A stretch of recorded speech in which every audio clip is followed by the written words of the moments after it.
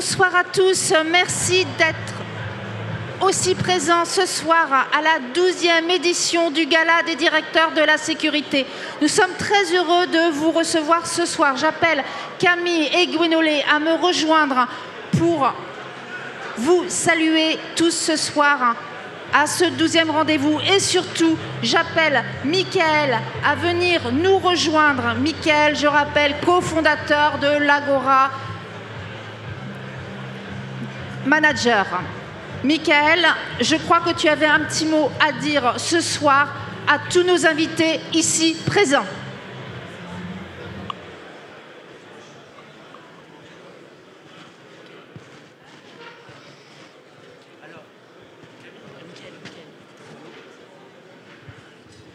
Bien, je vais prendre ce micro-là.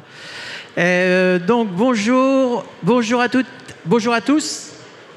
Chut, s'il vous plaît.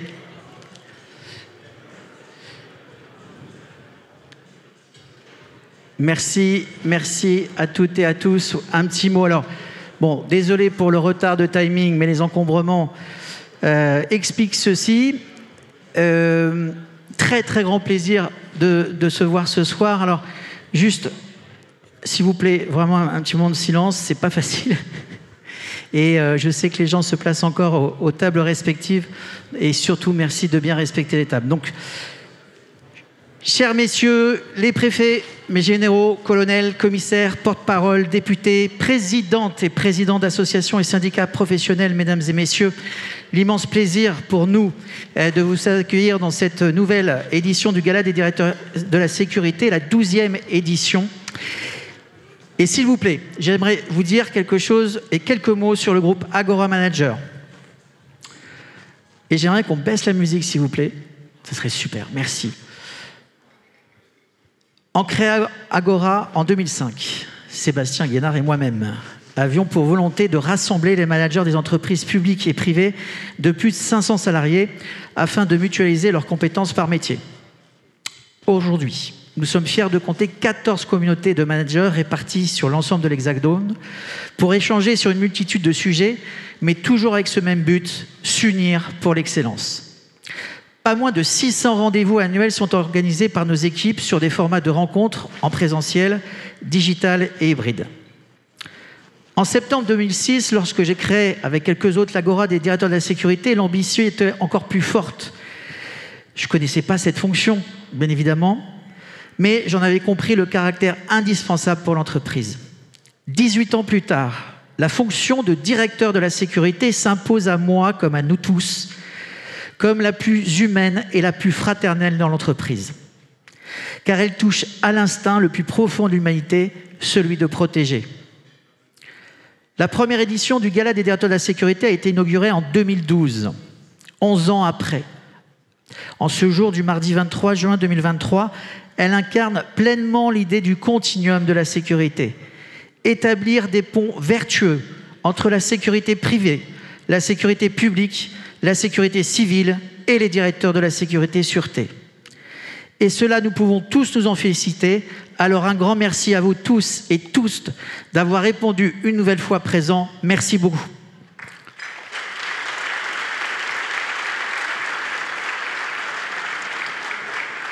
Enfin, je voudrais féliciter l'ensemble des équipes, puisque ce ne sont pas moins de 30 salariés engagés dans leur mission qui constituent le groupe Agora Manager et qui font prospérer cet écosystème. Équipe de production, équipe technique, responsable de réseau, équipe marketing, équipe financière et administrative et enfin l'ensemble des journalistes pour la partie média. Agora Média qui regroupe, je le rappelle, 5 médias et pas moins de 150 000 abonnés. Je vous dirai un petit mot après dîner sur Agnew Sécurité. Enfin, le groupe Agora Manager ne cesse de se développer et pour ma part, mes responsabilités vont s'étendre sur de nouveaux projets à dimension internationale et qui connectent mes deux passions, l'entreprise et le sport, avec la création d'un nouveau média.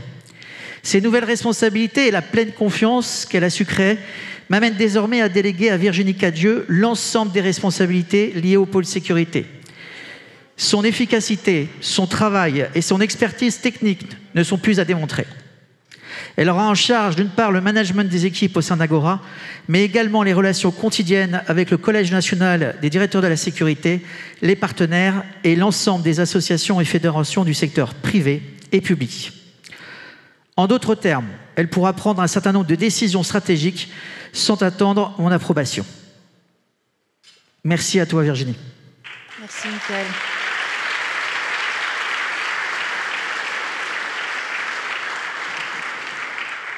Pour les médias et les nouveaux événements à venir, je resterai bien sûr en contact avec les équipes journalistiques afin de tracer la ligne éditoriale, mais là aussi, c'est Virginie qui pilotera les actions et leur coordination. Alors, mesdames et messieurs, il me tarde bien sûr de divulguer les informations de la rentrée, mais même si je ne peux pas encore officiellement vous en faire part, une chose est certaine, c'est que l'écosystème de la sécurité privée et les directeurs de la sécurité vont profiter largement, et notamment dans les problématiques de recrutement, pour l'année prochaine, et en tout cas, j'espère, dès la fin de l'année. Mesdames et messieurs, merci beaucoup. Excellente soirée. Virginie, tu reprends le filet. Merci beaucoup. Merci, Mickaël, pour ta confiance. Et merci, c'est un bonheur de travailler au sein d'Agora Manager et d'avoir des coprésidents comme Mickaël Lejar. Sans plus tarder, je vais appeler Fabien Desnaud et Marc Vitaine, nos deux coprésidents du Collège national de la communauté Agora, directeur sécurité.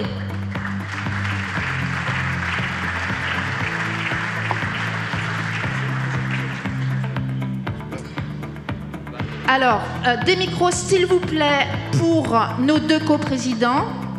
Vous êtes venus... alors, si tu le souhaites, Marc, il n'y a aucun souci. Alors, vous êtes venus pour parler justement de la communauté Agora Directeur Sécurité. Tous les ans, on fait un petit récapitulatif sur où nous en sommes. Fabien, je te laisse prendre la parole dans un premier temps pour nous donner quelques chiffres. Ok. Bonsoir à tous. Merci Virginie, merci Mickaël pour la mise... en avant de l'Agora Sécurité. Donc moi je vais vous donner quelques chiffres en fait pour vous expliquer un peu ce qu'est actuellement l'Agora Sécurité. L'année passée on dépassait à peine les 600 membres. Aujourd'hui sur 2023 on est à 680 membres. On a 8 clubs historiques régionaux sur l'ensemble du territoire avec Lille, Paris, Strasbourg, Nantes, Lyon, Bordeaux, Toulouse, Marseille et 3 antennes régionales. Donc avec la Côte d'Azur où on embarque aussi des Monégasques, la Normandie et le Sud-Ouest qui est en cours aussi de création. C'est plus de 120 rendez-vous par an, donc avec aussi pas mal de cross là qu'on a pu mettre en place entre les clubs, alors de par des visios, de par des teams et d'autres choses qui ont permis quand même de pouvoir aussi se rencontrer entre clubs, ce qui n'est pas toujours évident, à part au gala où certains, et je remercie vraiment les membres des clubs des régions de se déplacer lors du Before qui a eu un réel succès cet après-midi avec pas mal de monde, mais aussi de pouvoir participer et au Before et au Gala, ce qui n'est pas toujours évident, surtout en ce moment, vu que certaines habitudes ont été prises de plutôt, entre guillemets, privilégier les réunions en visio, en Teams ou des choses comme ça, et je pense que le contact encore entre nous est encore très très important. 3800 participants se sont retrouvés pour échanger en cumulé au cours des 12 derniers mois. Et puis je vais laisser la parole à Marc qui va nous expliquer un petit peu là, le bilan des actions menées et à venir. Merci. Merci beaucoup Fabien. Marc. Oui, en effet, il me faut quelques notes pour vous donner ce bilan qui est assez conséquent. On a bien travaillé, surtout sous la direction de Virginie d'ailleurs, qui, comme Mickaël l'a souligné, nous aide énormément. Donc au cours des derniers mois, des multiples actions ont été faites en faveur de la communauté des directeurs de la sécurité, des partenaires et des clubs, mais aussi des partenaires publics et privés. Parmi celles-ci, on peut noter des sessions d'échange et de partage de bonnes pratiques sur l'IA et la cyber, des participations et des échanges avec le comité d'organisation des JO, Paris 2024, le COJO, la délégation interministérielle aux Jeux Olympiques et Paralympiques, la DIJOP, et la coordination nationale pour la sécurité des Jeux du ministère de l'Intérieur et des Outre-mer, la CNSJ, dans le cadre de la sécurité de la Coupe du Monde de rugby et de Paris 2024. Également des interventions de ces acteurs et du CRO auprès de nos membres et partenaires et échanges, des interventions régulières du COM Cybergendre, mais aussi du ministère de la Culture, des échanges avec la DCSP, mais tout aussi particulièrement avec le SCRT, avec qui nous avons noué ce partenariat historique et qui nous remplit, qui est une véritable première expression du continuum qu'on voit encore un petit peu lointain. Mais en tout cas, ce sont des premiers pas très encourageants et prometteurs. Et également en région, avec les DZSP et les RT, la continuité de nos échanges avec nos partenaires et écoles d'enseignement, les OGN, la faculté de Nancy, la faculté de Toulouse, les échanges permanents avec la FFSP et l'ensemble des organisations professionnelles de la sécurité privée, tous présents ce soir. À venir, puisqu'on peut en parler également, de nombreuses actions prévues, et notamment la continuité de tout ce que je viens d'évoquer, donc bien évidemment, on ne lâche rien. Et les échanges et réflexions avec Pôle emploi, que nous avons eu le plaisir d'accueillir aujourd'hui pour la première fois à notre Bifort, l'intégration de membres physiquement hors de l'Hexagone, ça c'est une nouveauté, donc on va intégrer dans l'Agora des gens qui ne sont pas ici avec nous. Alors, bien sûr, merci à tous nos membres et partenaires qui constituent la communauté rassemblée ici ce soir.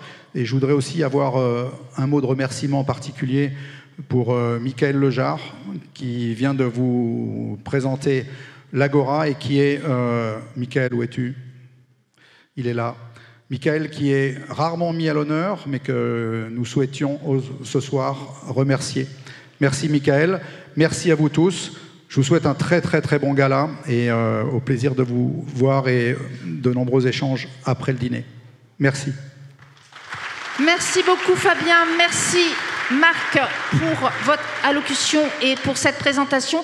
Je me permets, juste avant de démarrer la table ronde, de signifier également, nous n'oublions pas le comité éditorial qui nous a permis, avec qui nous avons travaillé grandement pour pouvoir permettre d'organiser le Bifort et le gala. Merci à eux tous qui monteront de toute façon tout à l'heure sur scène. Et vous pouvez voir également, encore une fois, tous les présidents et coprésidents du Collège national, donc c'est-à-dire qui représente l'ensemble des clubs et donc de la communauté. Sans plus tarder, on a beaucoup communiqué sur la table ronde et la thématique de ce soir. Crise géopolitique, environnementale, énergétique, quels impacts sur notre sécurité? C'était un sujet qui nous tenait à cœur, qui tenait à cœur également au comité éditorial. Et donc, pour pouvoir en parler sans plus tarder, je demande à Chloé Triomphe de bien vouloir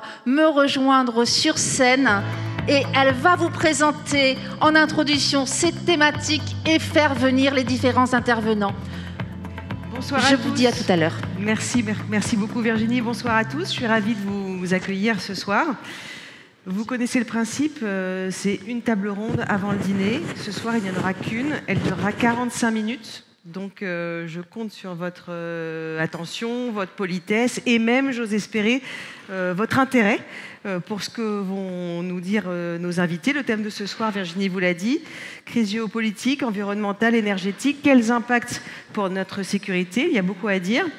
Et pour en parler, je vais inviter à nous rejoindre sur scène Monsieur Hubert Védrine, ancien ministre des Affaires étrangères. Alors, ils sont juste à côté, installés en loge. Et le temps qu'ils arrivent pour nous rejoindre, je vais les installer sur les 4 fauteuils qui sont ici.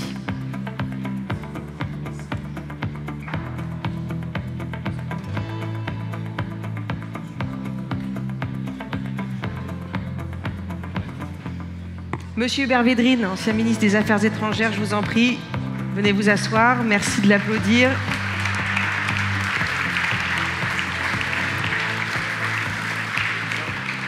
Au centre, là, si vous voulez bien.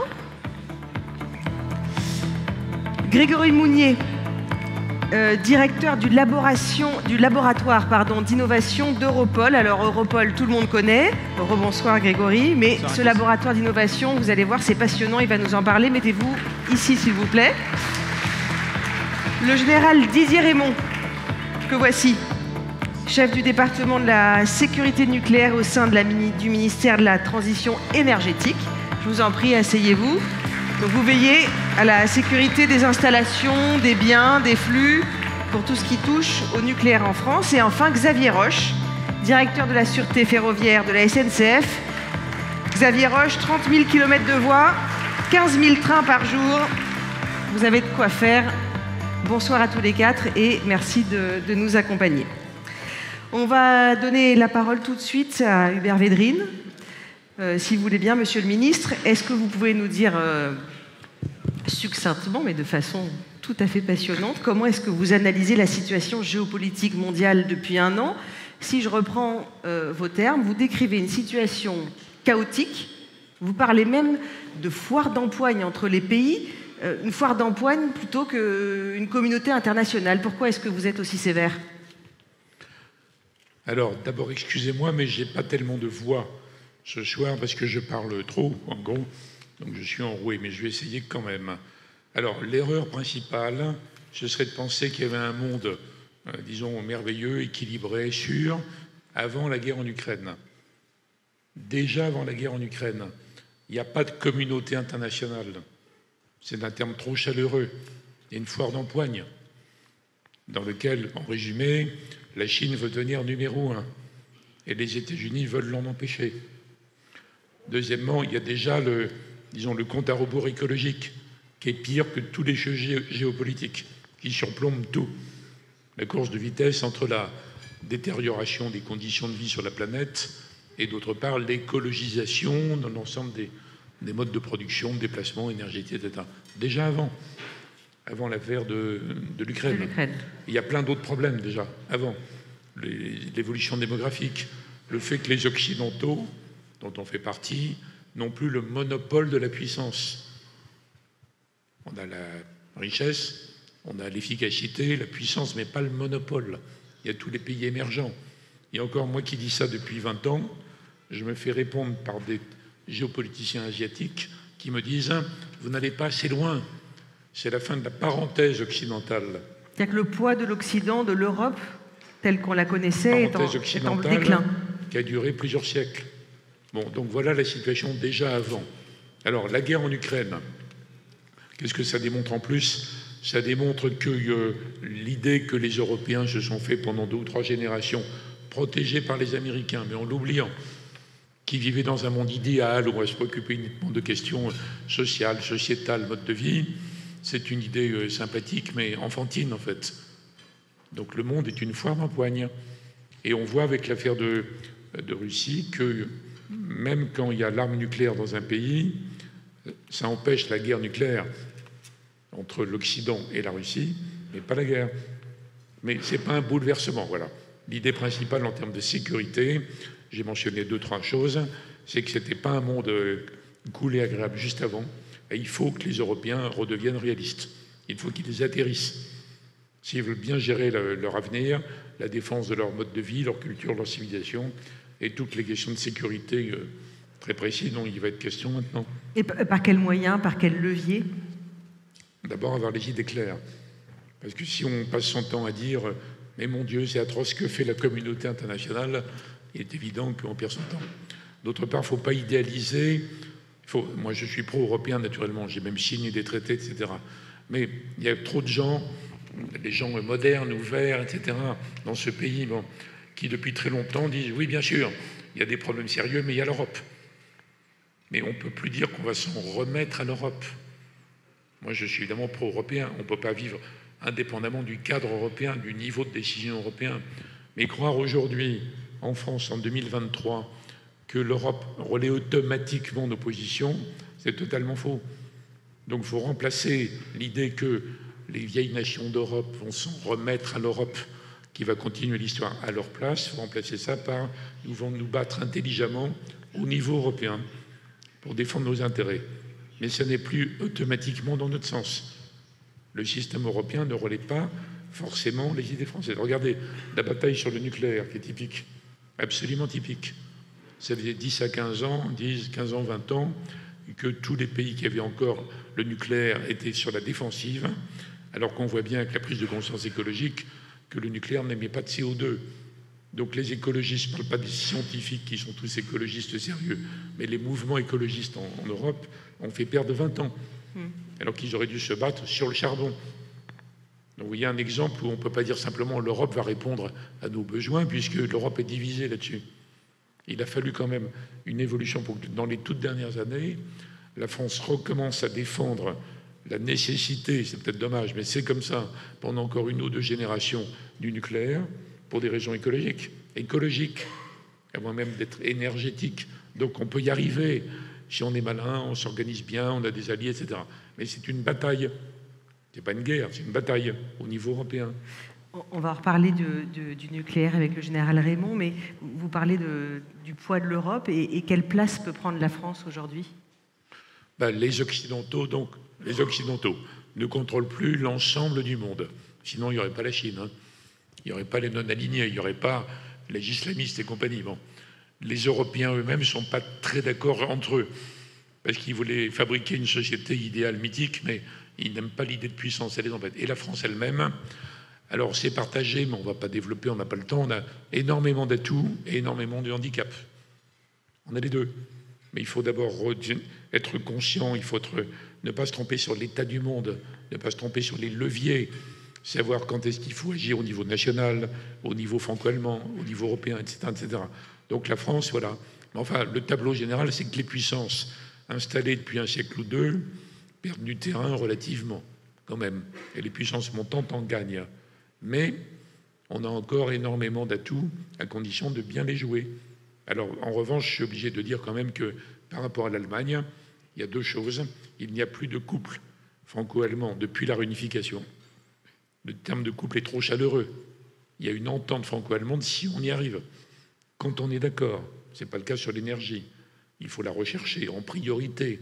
Mais il ne faut pas imaginer qu'au nom du couple franco-allemand, les Allemands vont nous faire des cadeaux. Ils défendent leurs intérêts, c'est pas choquant, c'est pas inquiétant, mais il ne faut pas être nigaud nous en face, vous voyez. Et en matière industrielle, il y a 20-25 ans, la part de l'industrie dans le PIB France-Allemagne était autour de 20-22%. Ils sont toujours à 20-22 et nous on est à 9.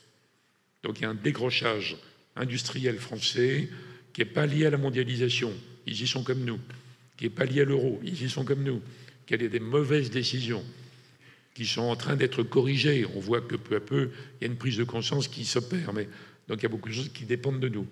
Alors si on raisonne comme ça, si on est réaliste au lieu d'être fumeux, on n'est pas désespéré, on va dire, on n'est pas trop inquiet non plus, on va dire, bon, la situation est sérieuse, mais voilà ce qu'on peut faire. Un monde peu chaleureux, mais quand même avec un petit peu d'espoir. Un monde peu chaleureux, vous dites, mais avec un peu d'espoir quand même. Vous n'avez pas plombé le moral. Le monde est ce qu'il est, hein, et l'espèce humaine est ce qu'elle est. Non. Merci, Monsieur le Ministre. On reviendra vers vous, bien sûr, au cours de cette table ronde. Je voudrais juste, avant qu'on lance un petit dialogue entre vous, que vous présentiez brièvement, ainsi que votre champ d'action. Général Didier Raymond, vous êtes directeur de la sécurité nucléaire au sein du ministère de la Transition énergétique. Général, rappelez-nous juste en préambule, chez vous, c'est inversé sécurité-sûreté. Oui, tout à fait. Donc on inverse les définitions. Donc la sécurité nucléaire, c'est la prévention contre les accidents liés au fonctionnement des installations, y compris suite à des événements climatiques. Et la sécurité nucléaire, c'est la prévention de tous les actes de malveillance, y compris le vol ou le détournement de matière et les actes terroristes. Alors, qui mettent en danger les sites, la population, votre champ d'action, il s'étend jusqu'où? Alors, mon champ d'action, c'est la protection et le contrôle des matières nucléaires, de leurs installations et de leur transport. Moi, mon champ d'action, c'est le nucléaire civil, hein, tout ce qui concerne la dissuasion. Là, il y a une autre autorité qui s'en occupe. J'ai parlé de matières nucléaires. C'est à dessein, puisque les matières dont on parle sont les matières qui sont susceptibles d'entrer dans la composition d'une arme nucléaire. Pourquoi? Parce que la sécurité nucléaire, son premier champ d'action, ça a été la lutte contre la prolifération, donc contre le vol et le détournement. Merci beaucoup. Xavier Roche, vous êtes donc le directeur de la sûreté, cette fois-ci de la SNCF. Vous aussi, votre mission en 2 minutes chrono. Oh oui, 2 minutes. SNCF, vous savez qu'en 2 minutes, on sait faire des tas de choses. Oui. Alors nous, la sûreté, c'est dans le sens normal. Et donc, je m'occupe effectivement des sujets de malveillance avec un double rôle. Un rôle de sûreté du système ferroviaire qui m'est conféré, qui est conféré à la sûreté ferroviaire par la loi. Et puis, deuxième rôle qui est Et un deuxième rôle, ça y est, j'avais été coupé, censuré, et un deuxième rôle qui est de mettre en œuvre les forces de la sûreté ferroviaire ou de la surveillance générale. Vous avez sans doute peut-être entendu parler de cela. Ce sont les agents en uniforme que vous pouvez croiser dans les gares, qui ne sont pas des agents de sécurité privée, qui sont des agents publics, avec marqué sûreté ferroviaire dans le dos. Ce sont des agents armés, assermentés, etc. Alors, je crois que si le micro est revenu, vous avez 3000 agents, c'est ça? Oui, 3000 agents répartis sur l'ensemble du territoire national. Et la moitié en Île-de-France? La moitié en Île-de-France, puisque l'Île-de-France concentre 80% des voyageurs kilomètres de la SNCF. Merci. Enfin, Grégory Mounier, vous êtes un petit peu ici l'homme du futur de cette table ronde avec ce laboratoire d'innovation. Expliquez-nous, vous faites quoi? Avec qui? Pour qui? Votre public, si j'ai bien compris, ce sont prioritairement les services enquêteurs, mais quand même dans le cadre du continuum de sécurité, ça va sans doute intéresser des directeurs sécurité-sûreté qui sont assis dans la salle, enfin j'espère. Oui, en effet, bonsoir à tous. Dans le cadre du laboratoire d'innovation d'Europol, on travaille aussi effectivement beaucoup avec le secteur privé. Europol, c'est une agence européenne de collaboration policière. On travaille pour les services d'enquête de tous les pays des États membres.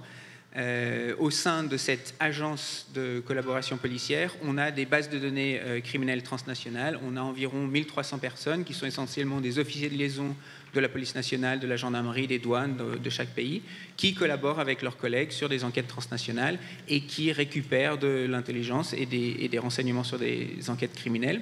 Et puis au sein de cette agence, on a donc créé une unité il y a environ 3 ans qui s'appelle le laboratoire d'innovation, et on aide toutes les forces de l'ordre de l'Union européenne à collaborer, trouver des synergies et essayer d'utiliser les nouvelles technologies pour développer des nouveaux outils, des outils qui aident à l'enquête en fait. Donc on a une équipe d'environ 20 personnes avec des ingénieurs, des développeurs, des codeurs, des juristes aussi, et on travaille notamment avec des entités comme le CEA ou le CNRS, et on développe des projets, des prototypes ensemble. Des protocoles que vous pouvez développer entre plusieurs pays, par exemple? Oui, absolument. C'est vraiment ça l'idée. On a par exemple, on a ce qu'on appelle une sandbox européenne où on peut développer des algorithmes sur la base de données qui nous sont fournies par les différentes forces de l'ordre européens pour développer des outils en commun. Ça peut être de la détection d'objets, de la reconnaissance faciale, tout ce genre d'outils en fait. Merci beaucoup. Alors on revient vers vous, Monsieur Hubert Védrine, si vous voulez bien. Vous aviez commencé à évoquer la question de la souveraineté de la France dans le contexte géopolitique actuel. Ce sera l'occasion aussi de poser la question à nos invités du nucléaire et de la SNCF. Est-ce que vous pensez, Monsieur le Ministre, que ça soit une réponse souhaitable et envisageable? On peut poser la question aussi, notamment dans le secteur de l'énergie.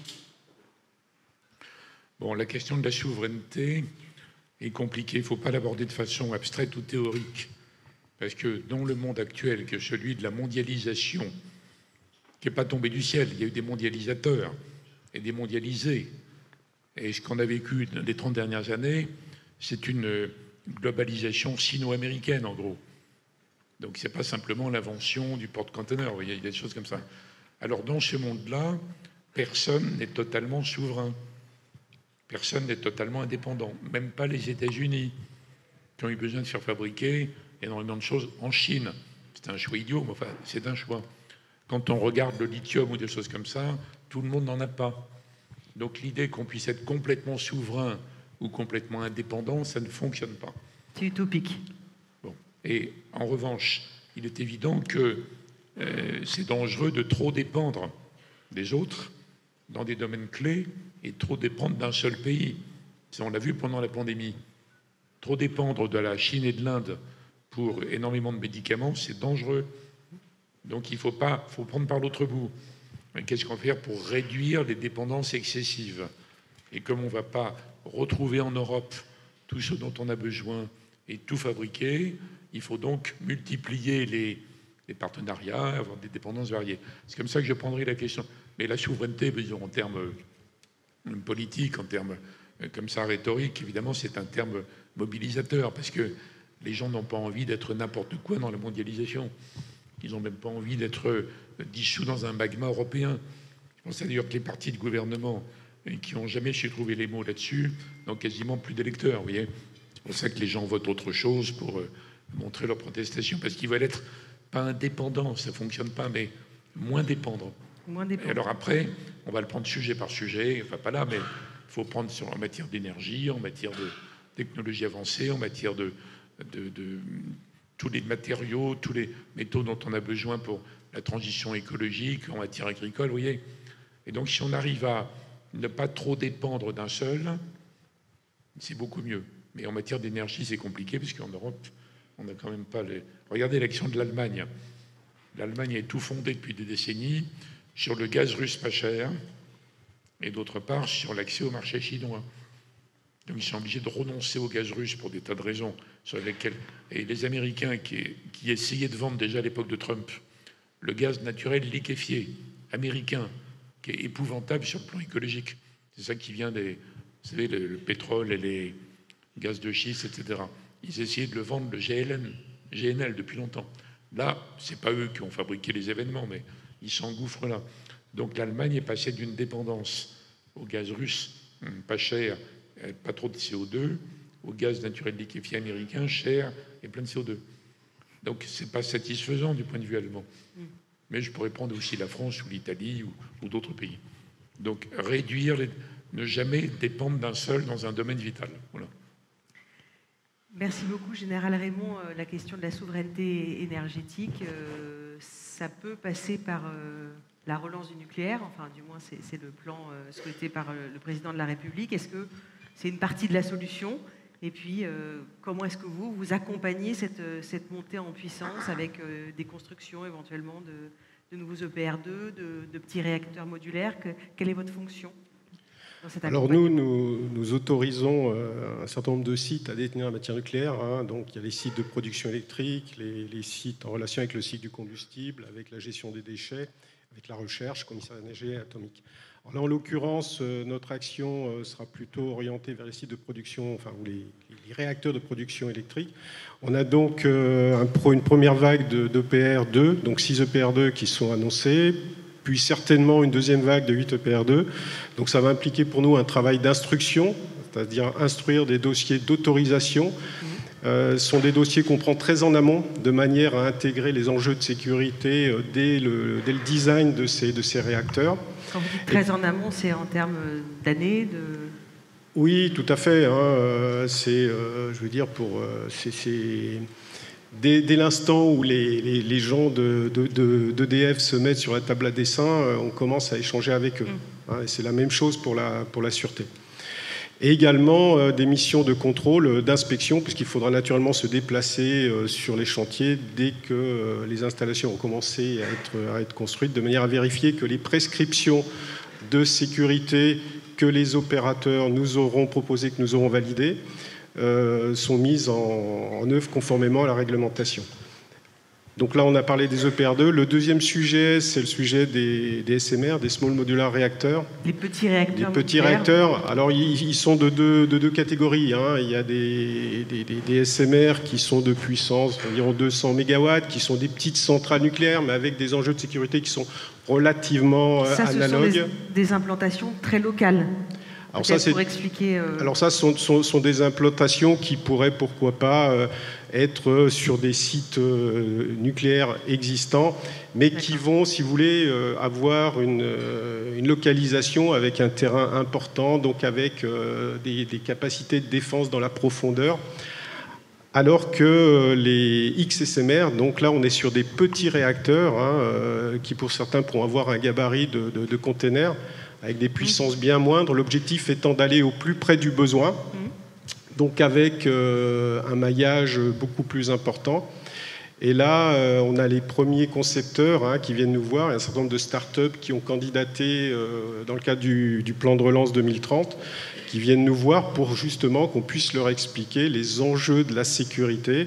Et là, il y a vraiment beaucoup de travail parce qu'on leur donne tout. Quand vous travaillez avec EDF, voilà, ils sont quand même dans le sujet depuis très longtemps. On travaille avec eux depuis des dizaines d'années. Là, avec ces nouvelles start-up, l'enjeu n'est pas tout à fait le même. Et puis les enjeux de sécurité non plus.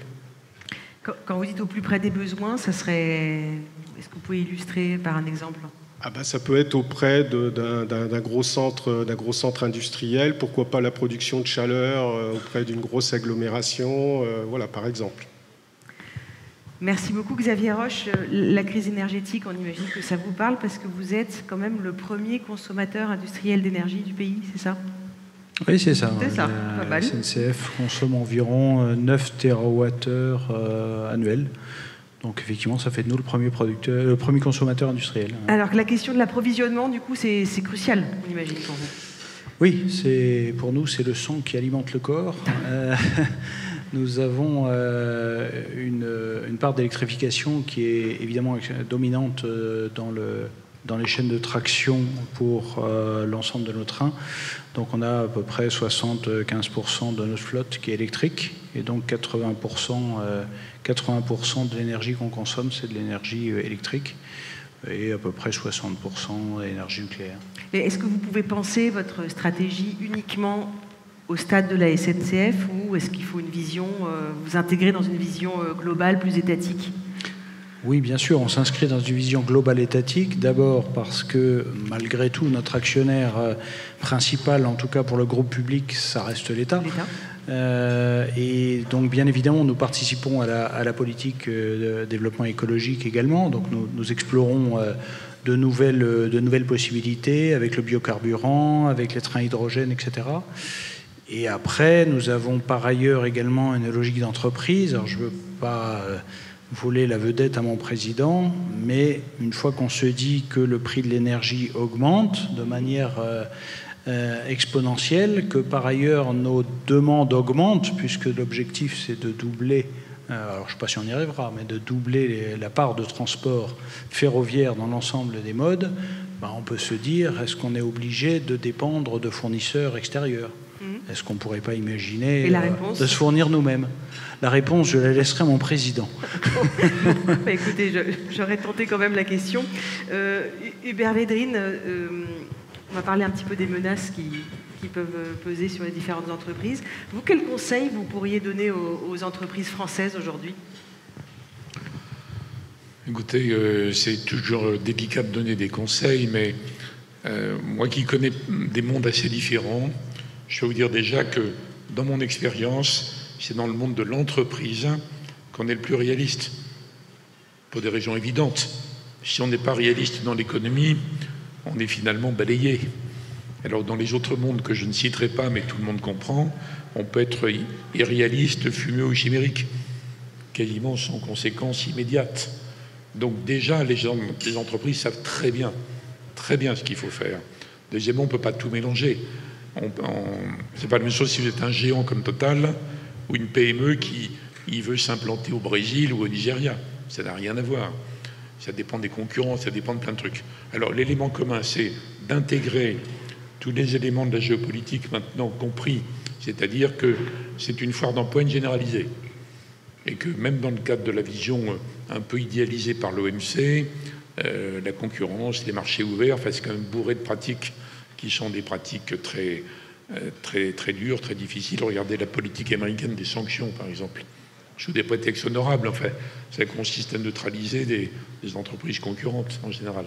Donc, il faut être très réaliste, encore plus qu'on ne l'est d'habitude dans le monde de l'économie, très agile, intégrer le fait que le monde ne change pas tous les 15 jours, mais il y a des éléments quand même nouveaux, perturbants tout le temps, et être très réactif. Et après, les décisions sont très compliquées. Par exemple, aujourd'hui, on ne peut pas conseiller une entreprise d'aller en Chine maintenant. En revanche, des entreprises qui sont en Chine, entre fiche le camp tout de suite, ou bien rester quand même et attendre un retournement, tous les scénarios sont possibles, vous voyez. Donc après, il faut affiner, et puis il faut se méfier comme de la peste des généralités. Donc il faut faire une sorte de diagnostic très adapté à chaque cas particulier et au calendrier de l'entreprise selon qu'elle raisonne sur vendre des choses à toute vitesse dans les 18 mois ou s'implanter, acheter, investir, construire sur 10 ans, vous voyez. Donc il faut affiner après. Ça demande un certain budget quand même aux entreprises. Comment ? Ça demande un certain budget aux entreprises. Oui, mais ça dépend lesquels, encore une fois. Si c'est Total ou les gens qui vendent des petits points, c'est pareil. Mais... Donc il faut faire des choses ultra adaptées. Je ne peux pas aller au-delà des commentaires généraux là, que je fais parce que c'est trop général, justement. Après, il faut intégrer, mais en sachant que c'est dans un monde où il y aura de plus en plus d'instabilité, stabilité ou même le chaos. Ça ne veut pas dire le drame permanent, hein. C'est simplement, c'est pas prévisible. Et en plus, ça grouille de concurrents. Les fameux pays émergents, les pays non alignés. Regardez, les pays qui n'ont pas voulu aux Nations Unies condamner la Russie. Il y en a 140 qui ont condamné. Il y en a 6 ou 7 qui ont soutenu. Il y en a 40 représentant les 2 tiers de l'humanité qui n'ont pas voulu condamner. Ils n'aiment pas du tout la Russie ni la guerre, hein, mais ils ne veulent pas être dans notre camp. Et vous avez la même chose sur le plan économique. Donc, il y a beaucoup d'entre vous qui doivent connaître l'Afrique, naturellement. Dans n'importe quel pays d'Afrique, vous avez au moins une quinzaine de puissances mondiales qui sont là, qui poussent leurs pions. Donc, il faut intégrer tout ça. Ça ne veut pas dire qu'on n'est pas d'atouts, on a plein d'atouts, mais à condition de les jouer de façon réaliste, pas de proclamation, pas de prétention, être très matter of fact, vous voyez. On a plein d'atouts, mais on ne peut pas généraliser au-delà de ça. Général Raymond, on va parler d'une menace bien particulière, celle d'un conflit armé, hein, comme entre la Russie et l'Ukraine. J'imagine que vous avez regardé scrupuleusement ce qui s'est passé autour de la centrale de Zaporijjia. Sans entrer dans le secret, trop dans le secret, mais quels enseignements vous en avez tirés en termes de menaces à prendre en compte et comment vous pouvez intégrer ça dans le dispositif ? Alors c'est vrai que c'est une question dont on nous parle beaucoup, hein, même si les conflits armés n'entrent pas dans le référentiel des menaces que la sécurité nucléaire en France prend en compte. Néanmoins, il faut savoir que ce référentiel prend la menace terroriste à un haut niveau, hein, avec des groupes terroristes qui pourraient engager des moyens importants, au besoin avec l'aide d'un pays étranger. Concernant Zaporijjia, il faut savoir que l'Agence internationale à l'énergie atomique, hein, qui est une agence de l'ONU qui est basée à Vienne, est présente. Alors pourquoi elle est présente ? Parce que la Russie et l'Ukraine sont parties à la Convention sur la protection des matières nucléaires. Et 127 autres pays sont également partis. Je dirais que c'est quelque part une lueur d'espoir. Alors cette convention, elle n'est pas engageante, mais elle a permis au moins que l'AIEA puisse être sur place et puis puisse faire remonter un certain nombre d'informations. Alors l'idée, il y a une réflexion importante qui est menée à Vienne, c'est d'essayer d'aller plus loin et de voir comment on pourrait rendre plus engageante cette convention ou comment on pourrait faire évoluer le droit des conflits armés de manière à prendre en compte la vulnérabilité particulière des installations nucléaires civiles. Vous avez évoqué le terrorisme sous toutes ses formes. Vous disposez de quels outils pour l'analyser et quelles sont les principales menaces que vous identifiez, que ce soit de la menace terroriste, djihadiste, l'ultra-gauche, l'ultra-droite, l'éco-terrorisme, enfin, qu'est-ce que vous voyez monter en puissance ? Vous avez déjà cité un certain nombre d'origines. Alors, on dispose d'un référentiel des menaces, j'ai cité tout à l'heure, qui est un document classifié, hein, sur lequel je peux pas m'étendre, mais en tout cas, qui est porté à la connaissance des opérateurs, hein, dans la mesure où ils sont habilités et ont le droit d'en connaître. Et donc, ces opérateurs, à partir de ce référentiel, doivent nous faire une démonstration de sécurité montrant qu'ils sont en mesure de répondre à une attaque, par exemple terroriste, correspondant aux menaces de référence. On a également le besoin d'avoir une vue la plus à jour possible de cette menace. Donc là, on bénéficie du concours du commandement à la sécurité nucléaire, qui est un service à compétence nationale à double tutelle, ministère de la Transition énergétique et ministère de l'Intérieur et de l'Outre-mer, qui donc exploite, analyse et synthétise le renseignement et nous diffuse un certain nombre de fiches de manière à ce qu'on ait une vue la plus à jour possible. On peut avoir bien sûr des liens en direct avec la DGSI sur des sujets particuliers. Alors concernant la menace, il y a 2 points qui me paraissent importants de mettre en avant. C'est la menace interne, parce que les dispositifs de sécurité, notamment physiques, ont bien évolué, sont de plus en plus, je dirais, efficaces. Donc on peut imaginer qu'un groupe malveillant ayant l'idée de mener une action aura besoin d'une aide interne. Donc ça, c'est quelque chose qu'il est important de prendre en compte. Alors ça passe par la qualité du criblage des personnes, ça passe par le référentiel des emplois, savoir que tel personnel doit être à tel endroit à tel moment. Et ça passe aussi par le développement d'une culture de sécurité. Donc moi, au sein de mon département, donc on a une cellule de veille de la menace, et à la demande des opérateurs, on vient leur faire une sensibilisation à cette menace de manière à développer cette culture. La sécurité, c'est vraiment l'affaire de tous. Donc depuis le haut management jusqu'aux sous-traitants, il faut que vraiment tout le monde soit imprégné de la sensibilité du site sur lequel ils travaillent. Et ils aient vraiment cette culture en eux, de manière à ce que si quelque chose les interpelle, tout de suite, ils aient le réflexe de faire remonter cette information. Ça, c'était la menace interne. Oui, et la deuxième, c'est la menace cyber. La menace cyber qui, je vois en face de moi des gens qui pourront en parler encore plus longuement. Mais en tout cas, c'est cette menace qui n'expose pas directement le délinquant, qui peut avoir des conséquences très, très importantes, notamment sur les secteurs critiques, dont la production nucléaire d'énergie. Et donc, on a donc l'ANSSI, bien sûr, qui fixe les règles et qui veille à leur application. Et nous avons mis en place une stratégie d'inspection des systèmes d'information spécifiques à la sécurité nucléaire. Par exemple, la détection, le suivi d'intrus et puis la diffusion de l'alerte, de manière à compléter, et on le fait en lien avec l'ANSSI.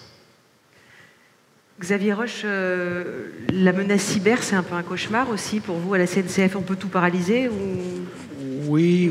Alors, de manière générale, le système ferroviaire est vulnérable, qu'on peut beaucoup paralyser par l'énergie, par la cyber. Mais effectivement, la menace cyber est très importante, à la fois pour le groupe, puisque finalement, on a un groupe à 250 000 personnes, 36 milliards de chiffre d'affaires sur le monde, donc il y a un sujet qui dépasse la France. Et alors spécifiquement sur la France, on a effectivement, bien évidemment, la sécurité des circulations, puisque la cyber est évidemment partout, et nous sommes sauvés, en quelque sorte. Je salue le général Marc Gauget qui nous apporte, comme Cybergendre, qui nous apporte énormément d'aide pour lutter contre cette menace qui est évidemment, celle que je pense on partage tous, chers confrères, dans cette salle.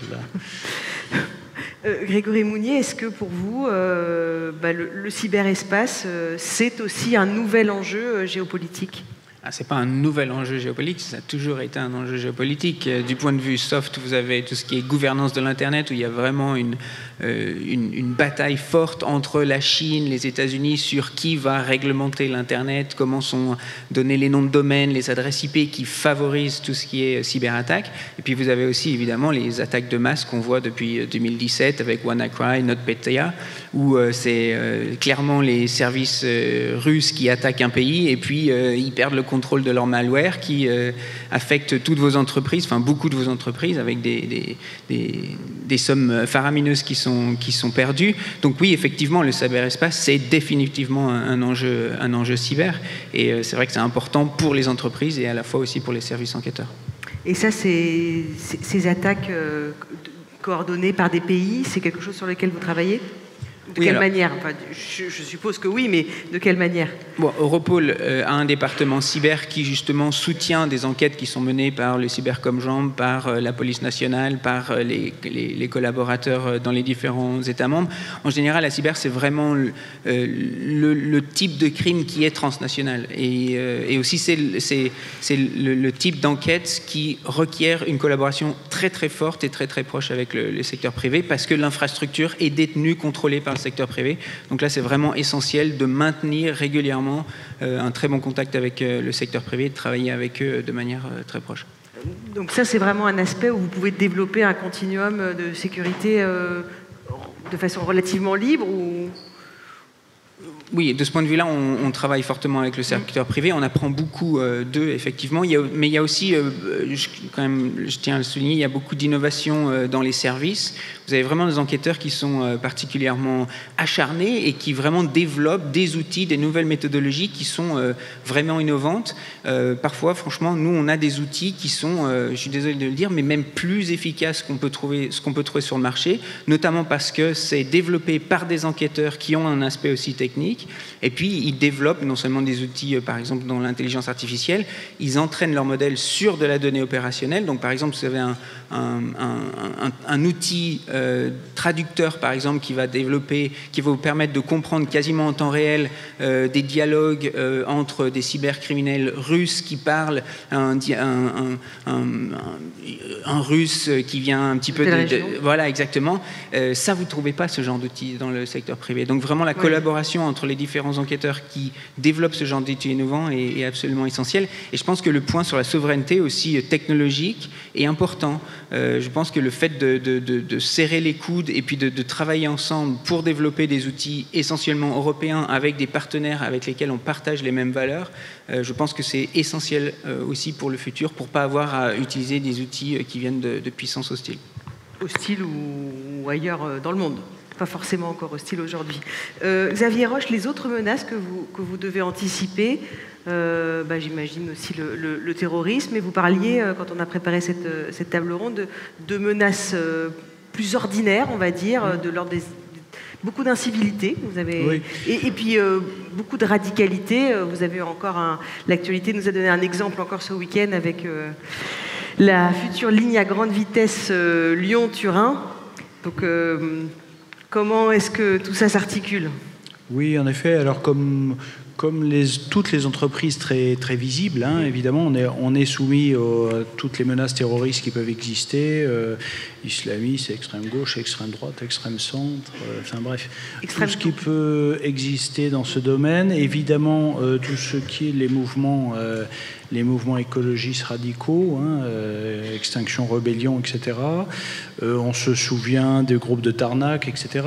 La difficulté, en fait, auquel est confronté le système ferroviaire, c'est que nous transportons environ la population de la Chine chaque année, donc voilà, plus d'1,2 milliard de passagers, dans des gares qui sont ouvertes à différents secteurs aériens. On est complètement ouvert et donc extrêmement exposé à ce type de menaces. Ça, c'est le premier élément que l'on partage sans doute avec pas mal d'entreprises ici.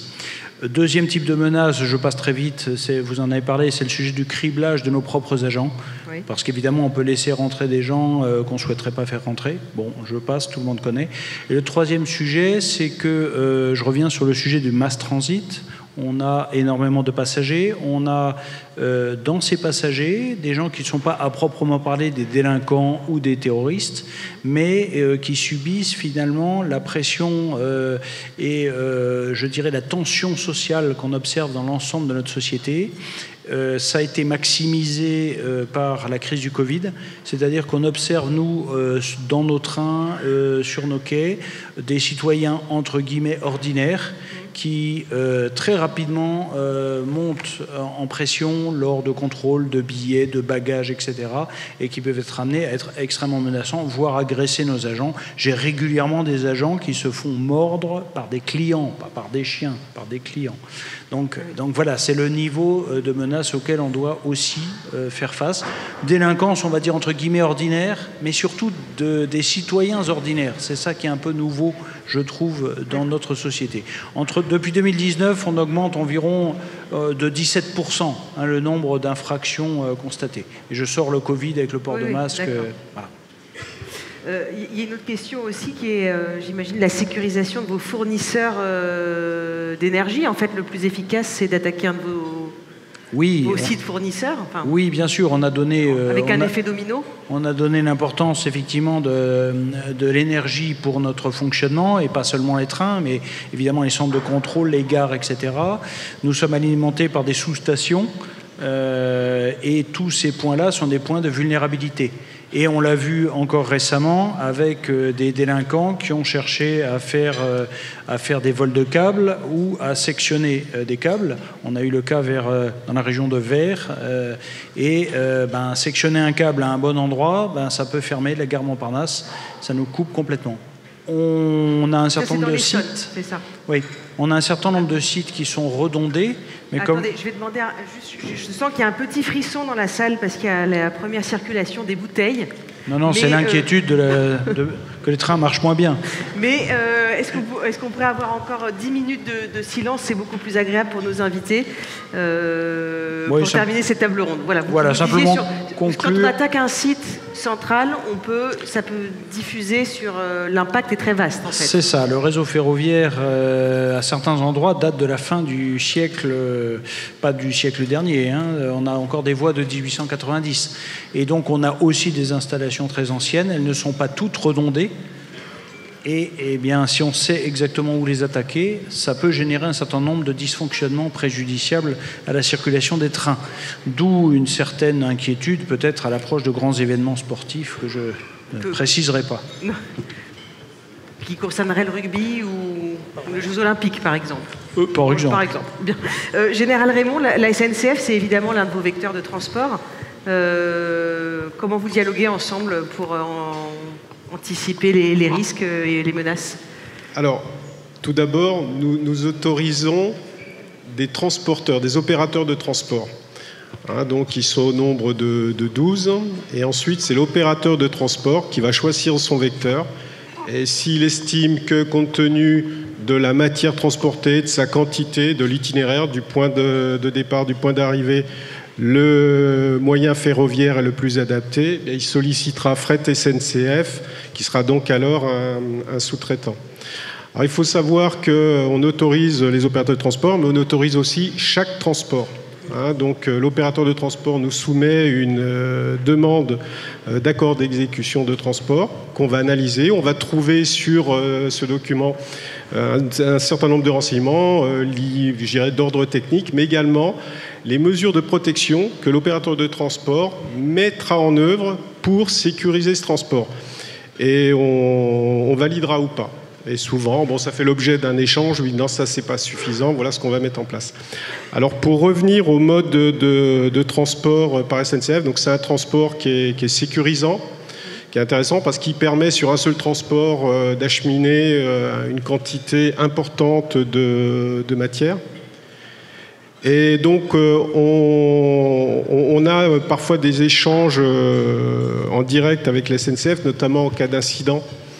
Puisqu'on a parlé de la surveillance générale de la SNCF, la SUGE sont des agents qui peuvent venir en réactivité sécuriser le stationnement d'un convoi qui aurait un problème particulier, l'opérateur venant ensuite avec des moyens de sécurité privée prendre en compte le convoi. Merci beaucoup. Je voudrais qu'on termine quand même avec Grégory Mounier.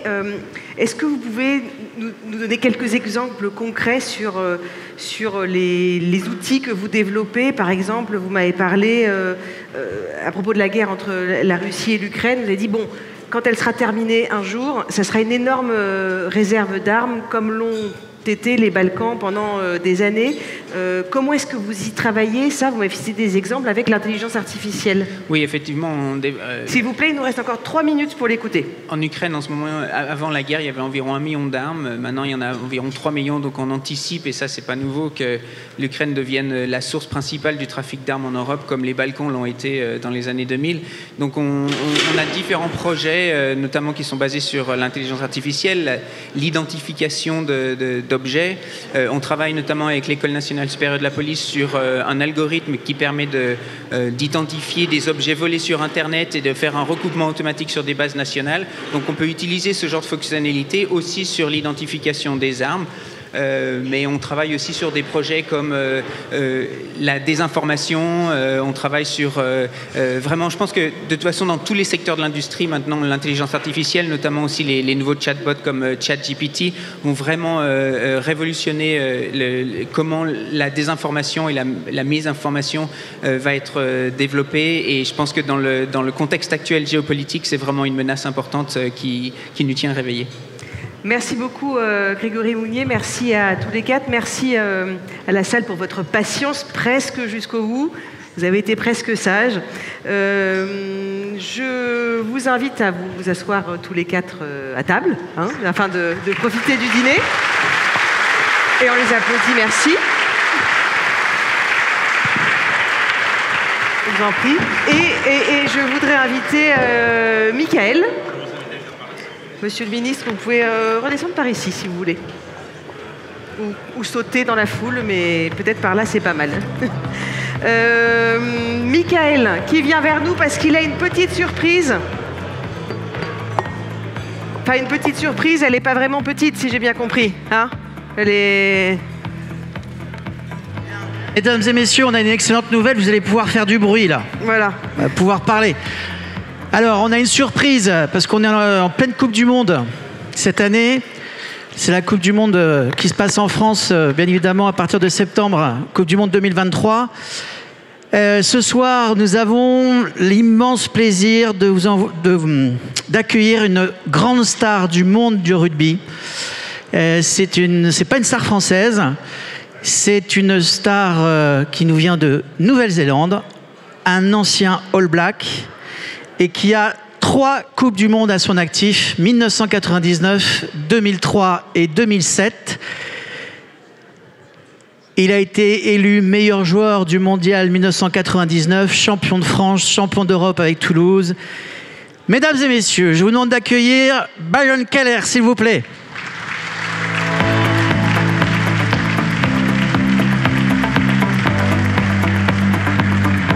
Si on peut avoir un deuxième petit micro, je vais essayer de passer. Byron, tu représentes encore les All Blacks aujourd'hui, parce que quand on est All Black, on l'est pour la vie, d'après ce que tu m'as dit. Le micro marche, Byron, tu vas voir. Allô? Oui. Voilà. Celui-là. Bien, et donc Présent. chez les All Blacks, la sécurité, ça compte beaucoup. Oui, ça compte beaucoup, ça c'est sûr, parce que d'être performance sur le terrain, niveau sécurité avec les All Blacks, nous avons la cybersécurité, avec tout notre détail de technique.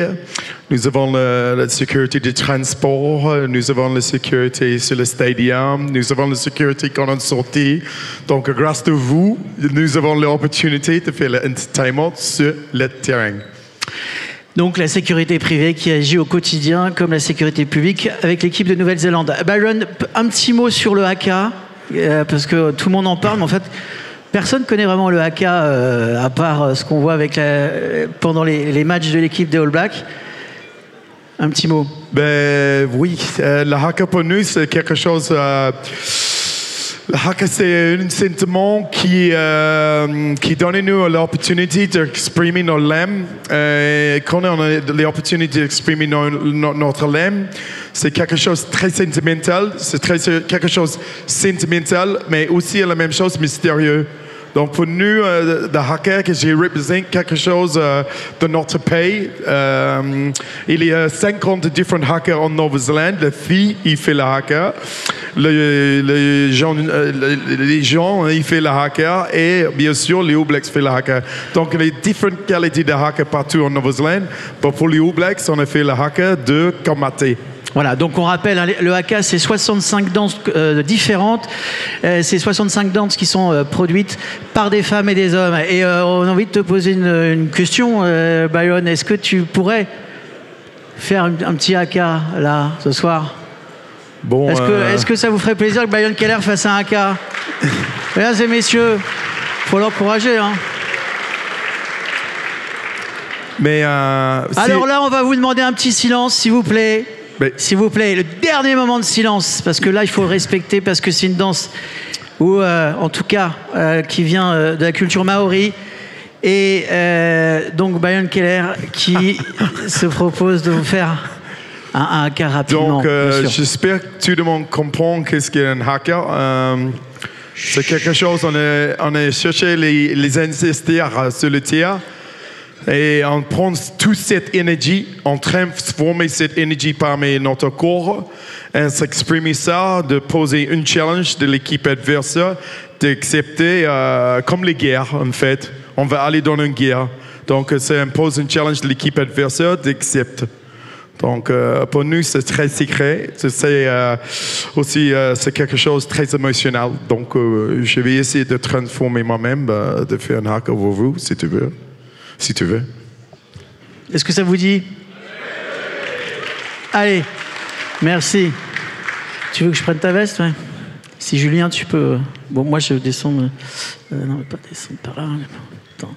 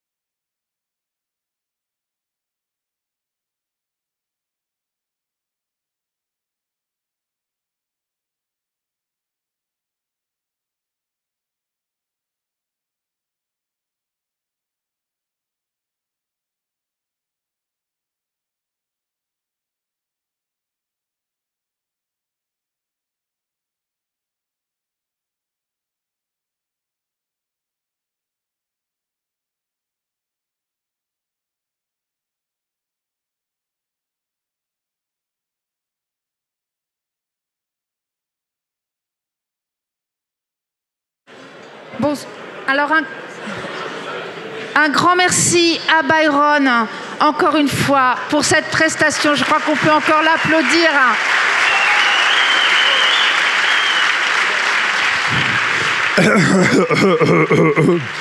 Merci à tout le monde d'être ici parmi vous ce soir.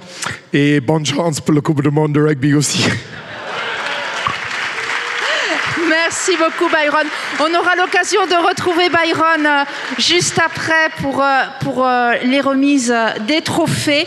En attendant, il est temps pour vous, bien évidemment, de pouvoir poursuivre les échanges et surtout de dîner, de pouvoir apprécier ce dîner que nous avons sélectionné avec le comité éditorial voici un mois. On vous souhaite un excellent dîner et surtout n'hésitez pas à échanger entre vous, à faire un petit tour de table pour vous présenter si vous ne vous connaissez pas tous. À tout à l'heure et merci.